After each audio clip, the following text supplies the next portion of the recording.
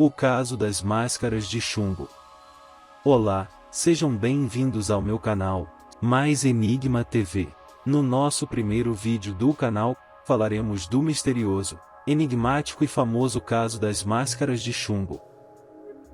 Se você ainda não é inscrito no canal, aproveite e inscreva-se. Não esqueça de dar o joinha, isso me ajuda muito.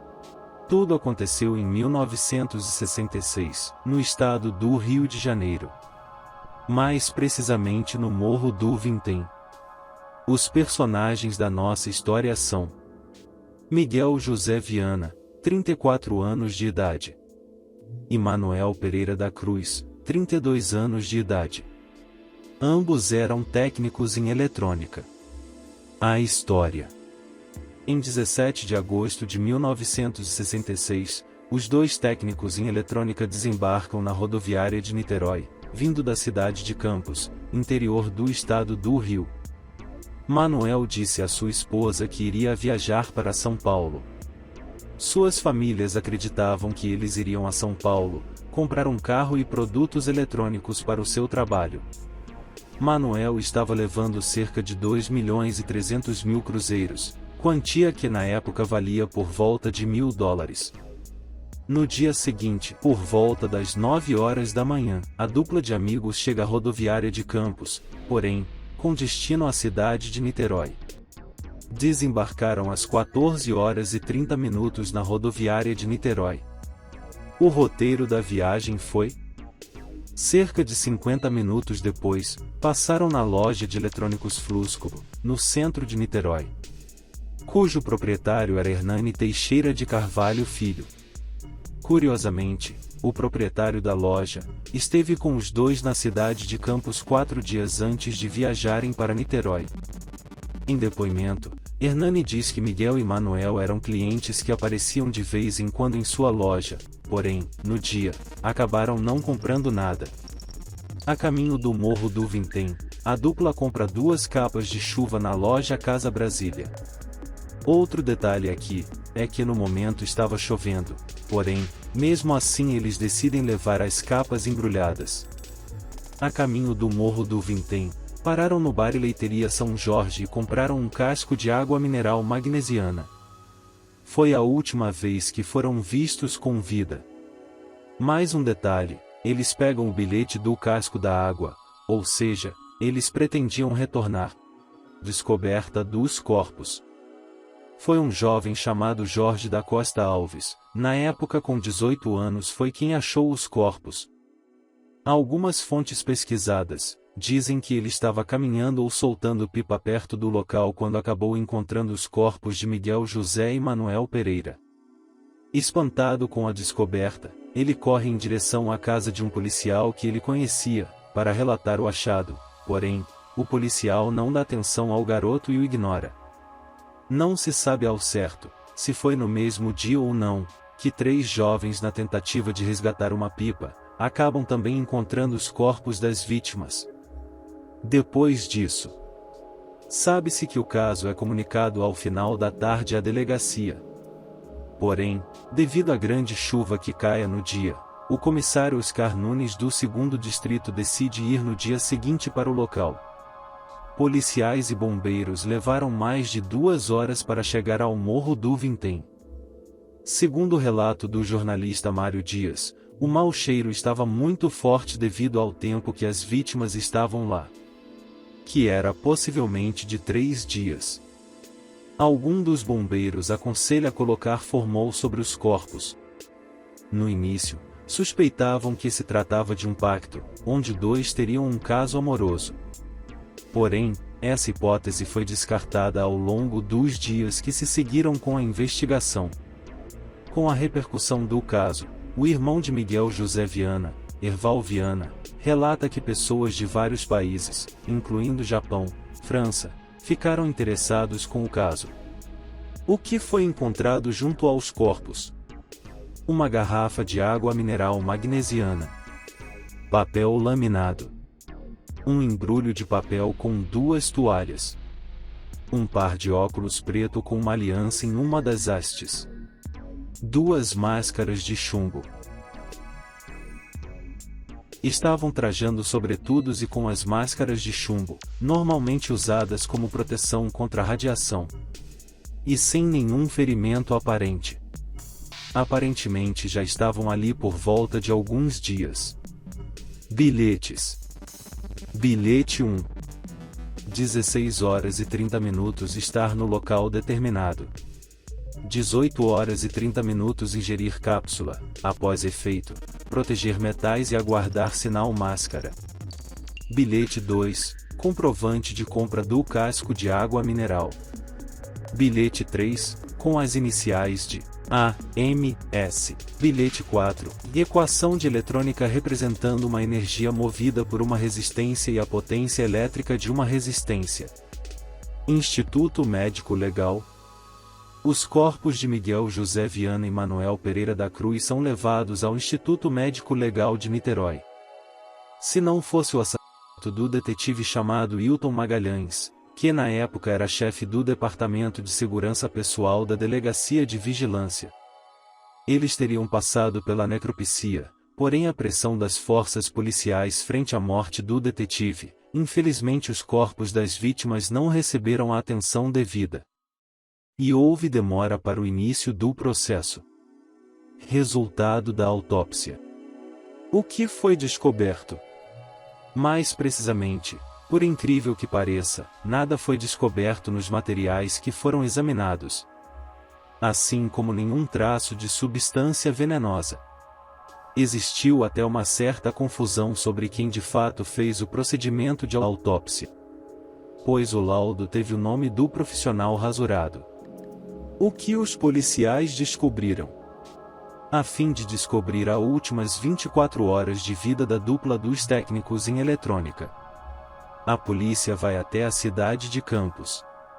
Procuram pelo pai de Miguel, eis que nesse processo, o nome de Elcio Correia Gomes é citado como possível autor do crime. Elcio era amigo de Miguel de longa data. Ambos ficaram mais próximos, depois que ambos aderiram ao espiritismo. Elcio chega a ficar preso por volta de 3 dias, acusado de ser o autor. Mas é solto em seguida, pois não foram encontradas nenhuma evidência de sua participação. Horas antes do desfecho final. Na rodoviária de Campos, indagado por sua sobrinha, Miguel diz que está indo a São Paulo comprar um carro e equipamentos eletrônicos para seu trabalho.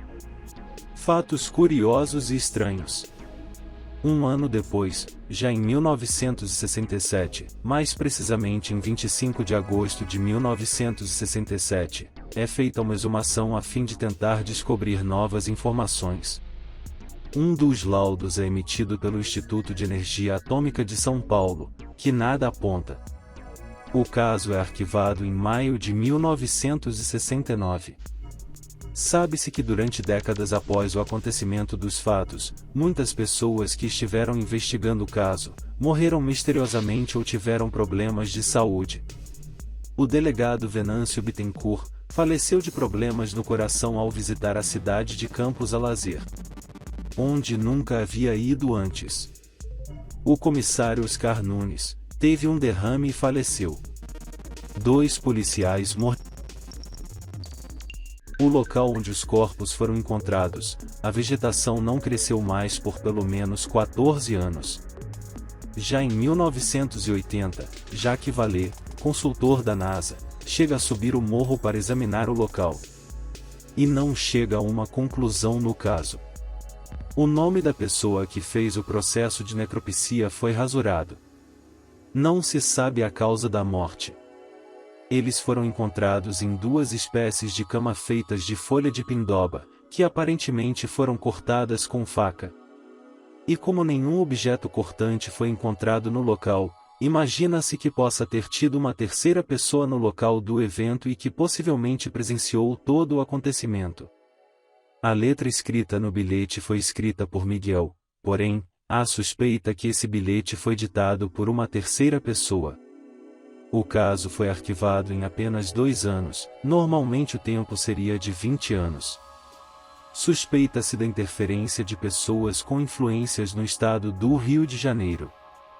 4 anos antes, outro homem morreu em um morro diferente. Com ele também foi encontrado uma máscara de chumbo. Pereira da Cruz, que era irmão de Manuel, disse que seu irmão queria fazer a sua última viagem para comprovar se realmente o espiritismo existe. Isso antes da viagem a São Paulo.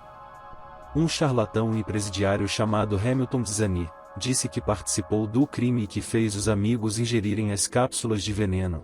Porém, mais tarde é descoberto que ele só queria obter sua transferência de cadeia, de São Paulo para a cidade do Rio de Janeiro. Suspeitos. Elcio Correia Gomes era da cidade de Campos, amigo de uma das vítimas.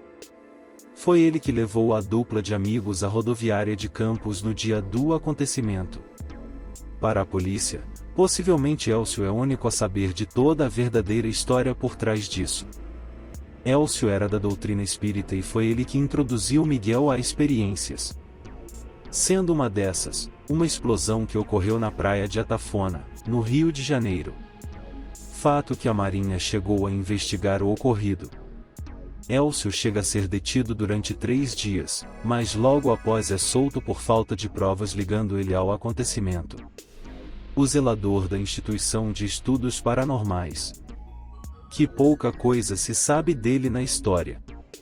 Existe aqui talvez um erro de nomes, pois o terceiro suspeito foi denunciado por Elson Gomes, e possivelmente seja Elcio Gomes, que já era amigo de uma das vítimas. O denunciado tem o nome de Alvarez de Souza. Hipóteses: OVNIs? Seres de outra dimensão? Crime? Experimento mal sucedido?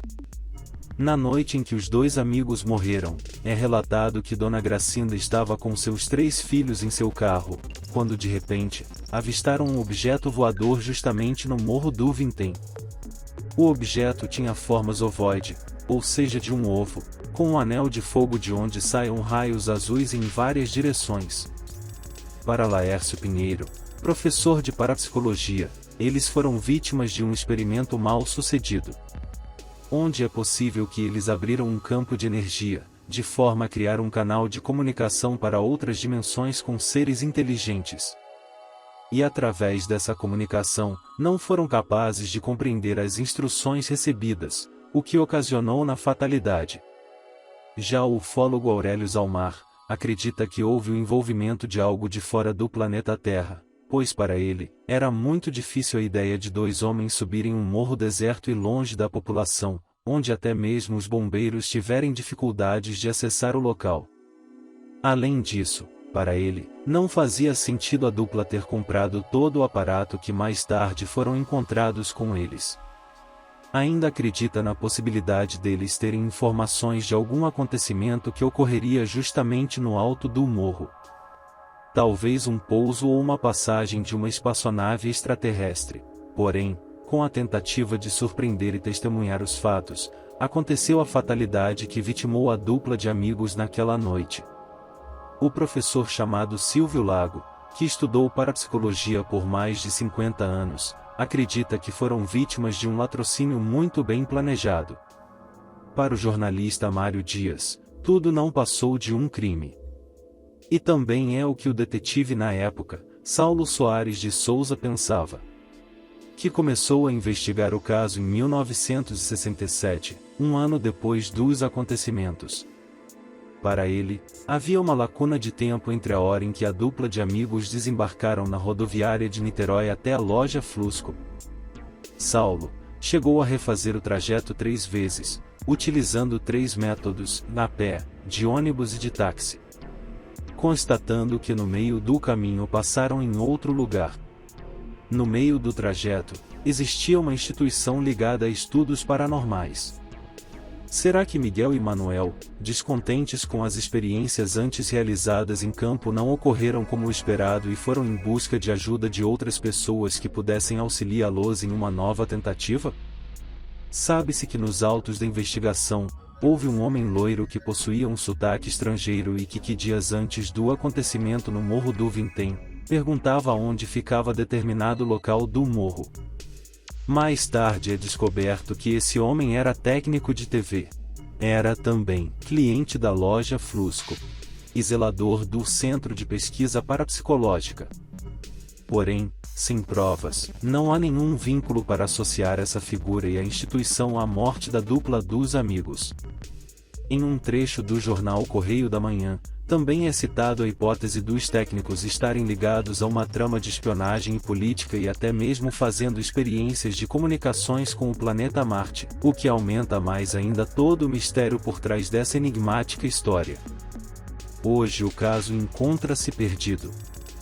E não se sabe o paradeiro dos documentos, aumentando ainda mais todo o mistério que cerca essa história.